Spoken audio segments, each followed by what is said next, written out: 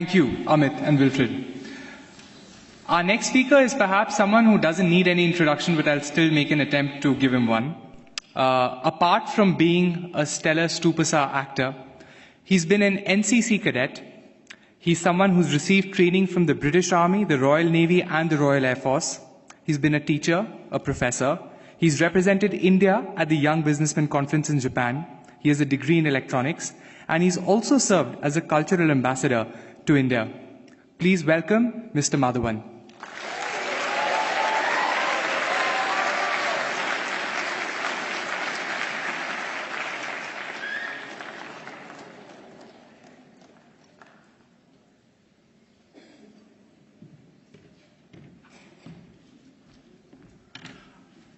Oh, well, let me just get set up right now. Big speech.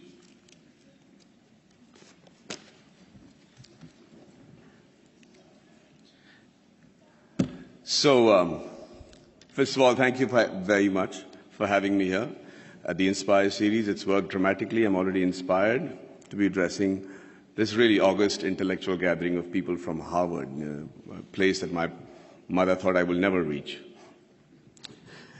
But you know what? A lot of people have spoken before me and eloquently and described their dreams for India and given figures and facts that either are skeptical and, like Mr. Wilbur says, aspirational. But I'm just an actor.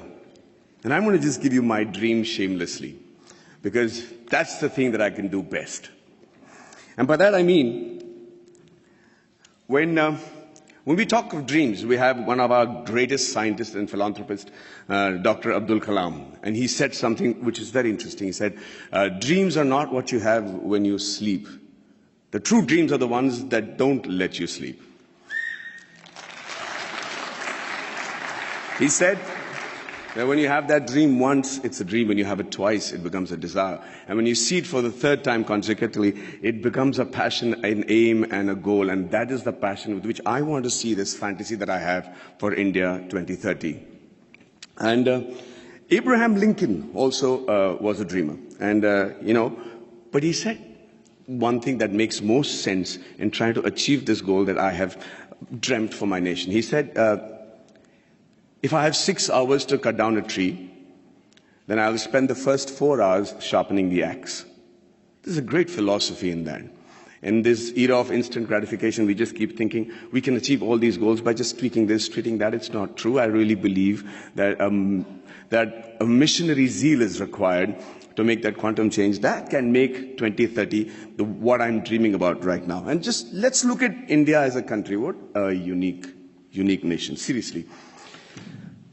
Thousands of years old of culture and tradition, many invasions, being ruled for many years, and we still somehow managed to maintain our identity.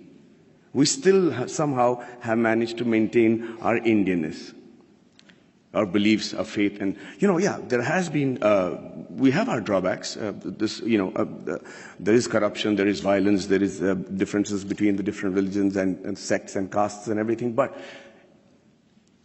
I can't help but think, looking at India, at the geography, that we're not doing really that bad. Look at all the other nations around in the world. Look at our neighbors. Compared to that, there is somebody in India who's doing something right for us to be called a growing economy and being projected as the third largest economy in 2026 and the most educated and young nation in the world. And it's still functional democracy. So let's first accept the fact that there is some people in India with the right ideas and the ability to lead the nation to where we are today. Under that assumption,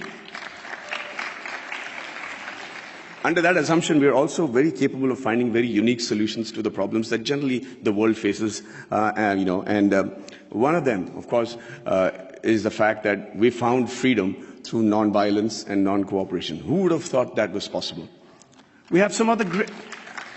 No, seriously, I mean, it was as radical a thought then as it is today.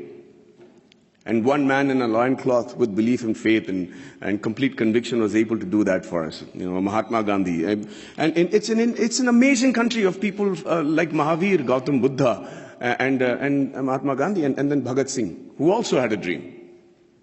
He dreamt then, 85 years ago, that I dream of an India where no infant cries for the want of milk. No youngster is deprived of relevant education, and no youth goes door to door finding a job. Sadly, it's still a dream today. And I dream of a 2030 when this dream becomes irrelevant.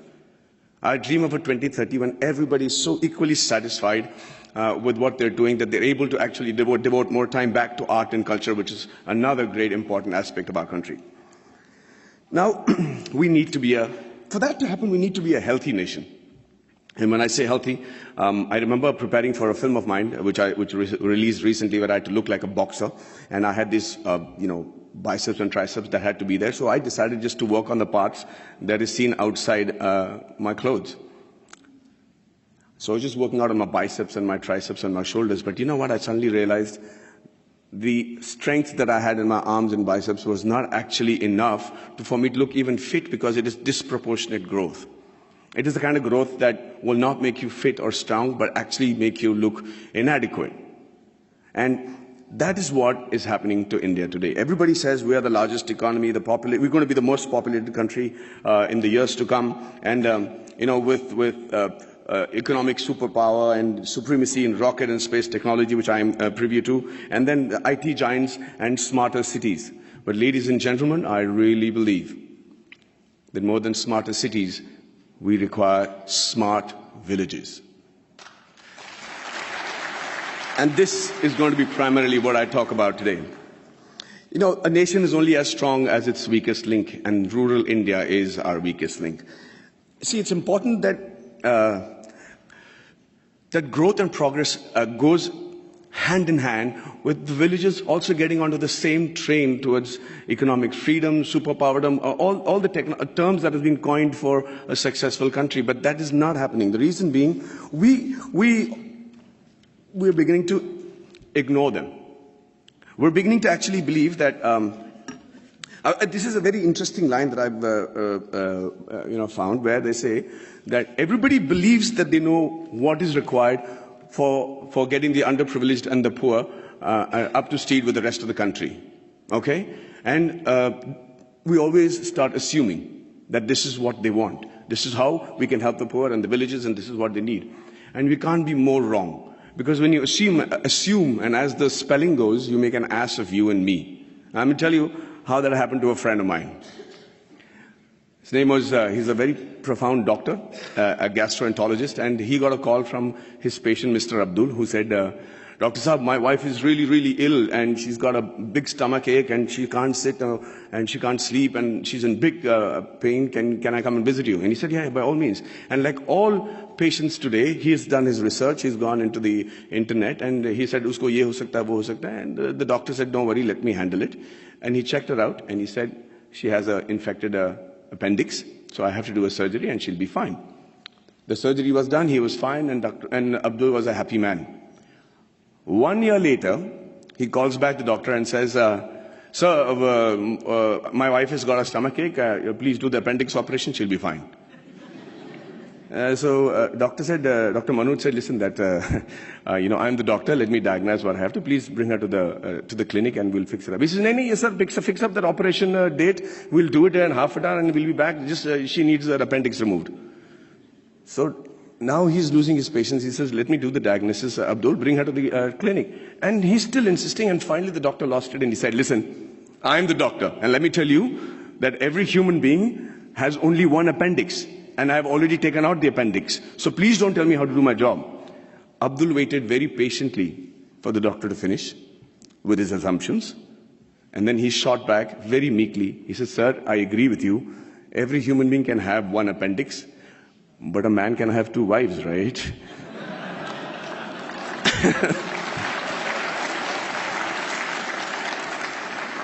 So when we start assuming what the rural India needs, we do what I think is most dangerous.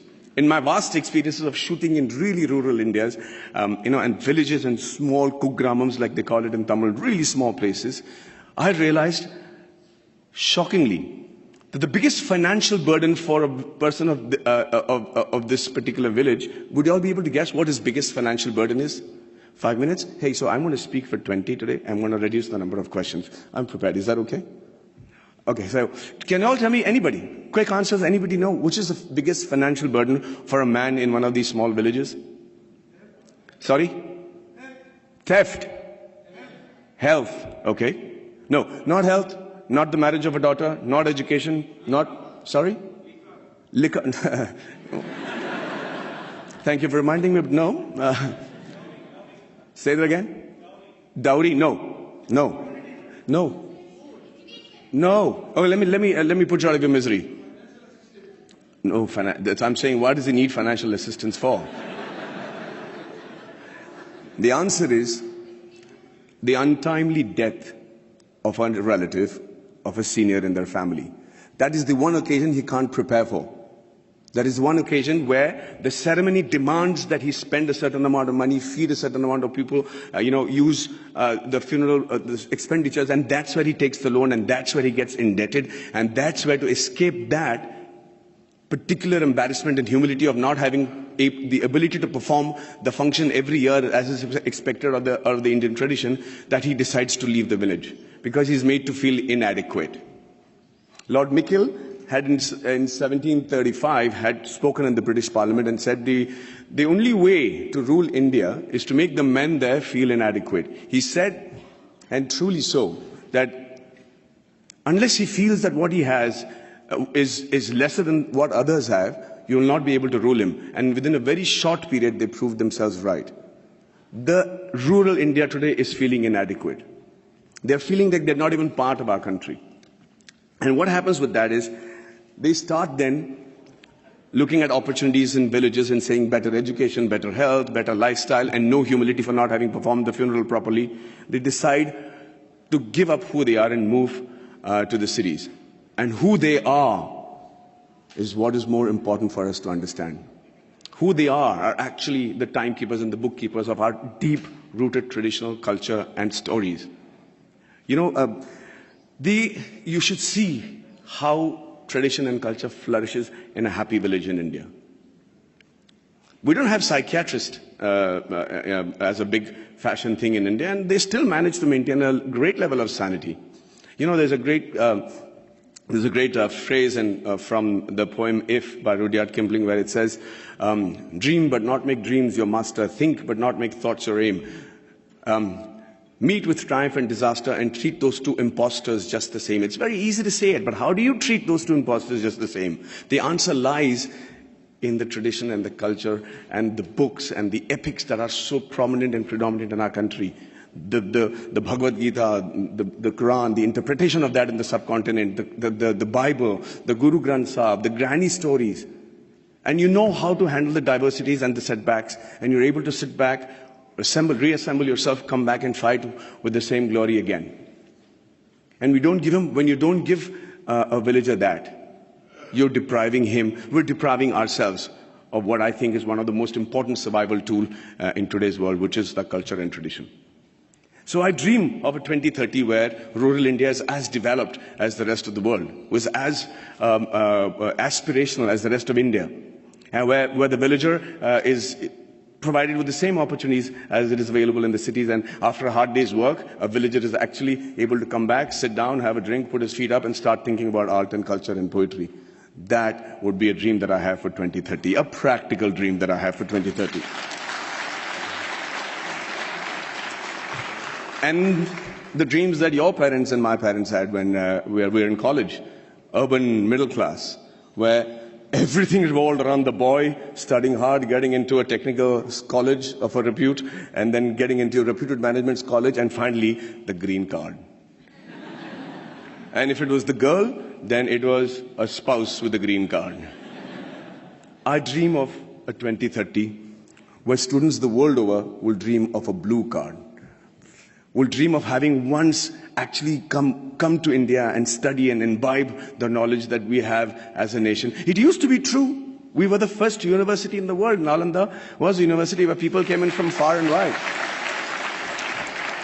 So it's not a pipe dream. It's a practical dream that I have, and I think that's easily attainable. And finally, before I wind up, I think I dream of a 2030 where we have a meritocratic electoral base which selects its leaders and whose leaders believe that it is more important to serve with a missionary zeal to serve the nation rather than rule it.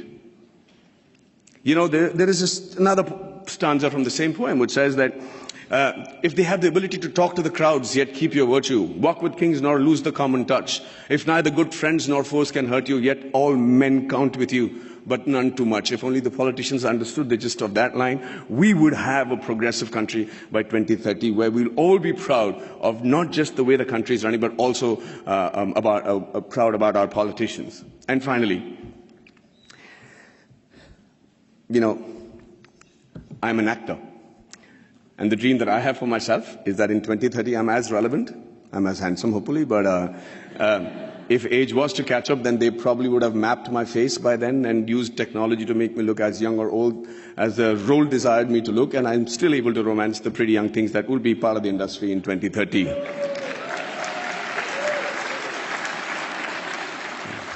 Well, I see that's got many guys going, yeah. And finally, as an actor, I'm used and prone to dialogues. I love to speak dialogues, and I recently found a line that blew me apart, and I thought it was a phenomenal Hindi film dialogue, where this great gentleman has said that whatever I am today, and all the achievements that has been possible by me, and what will eventually also be possible by me in the near future, is all because of my angel mother. Do you know who said that? Do you know who said that?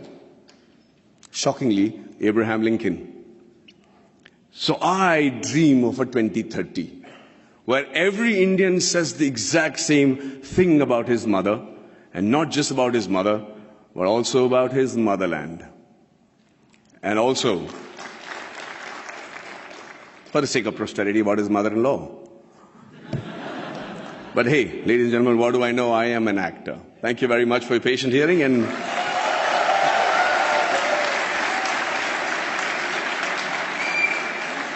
if I'm looking wise enough, I'm open to questions. Okay, wait, okay, is this, okay, it works. Okay, sorry, I wrote my question down. Okay. Give us some water. Okay, sorry.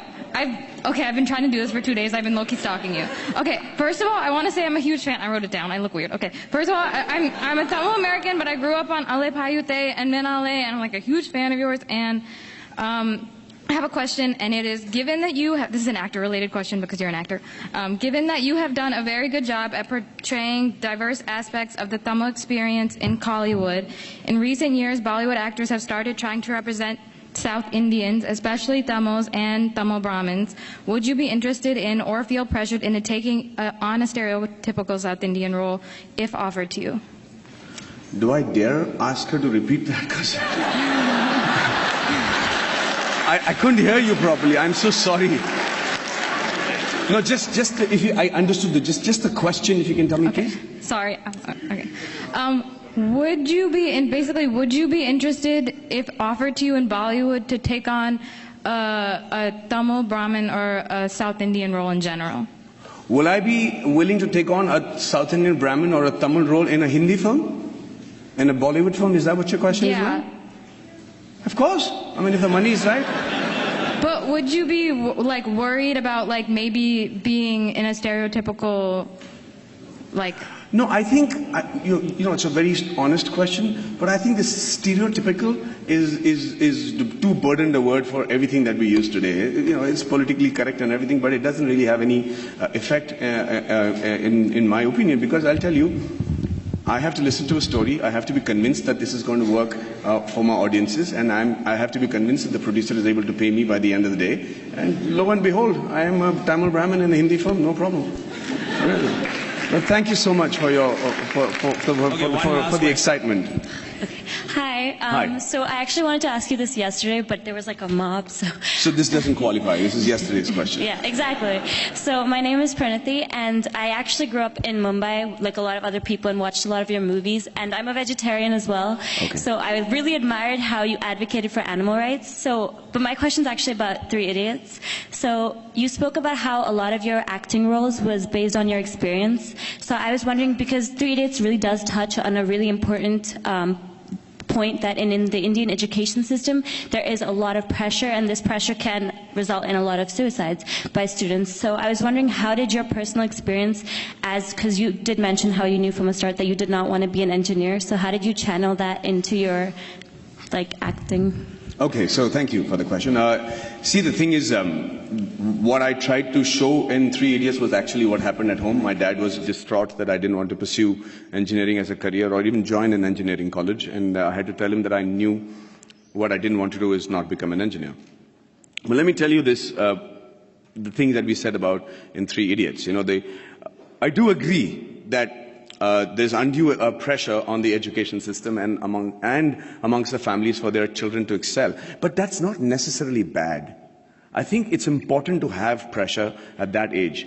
I don't think that an examination and failing an exam because you were not able to reproduce what you remembered at the right time, at that particular moment of time in your life, is a measure of how successful you will be the rest of your life. But it's also a measure of your tenacity to be able to reproduce that under pressure, which is going to be something that you'll be doing every day of your professional life. So, yeah, let's not underrate that pressure. But at the same time, I think it's important for parents to know that that is not the be-all and end-all, and that is not a death warrant that you've signed just because you flunked on a particular subject. Thank you. I'm done. Well, thank you so much for the patient hearing, and have a great evening, ladies and gentlemen.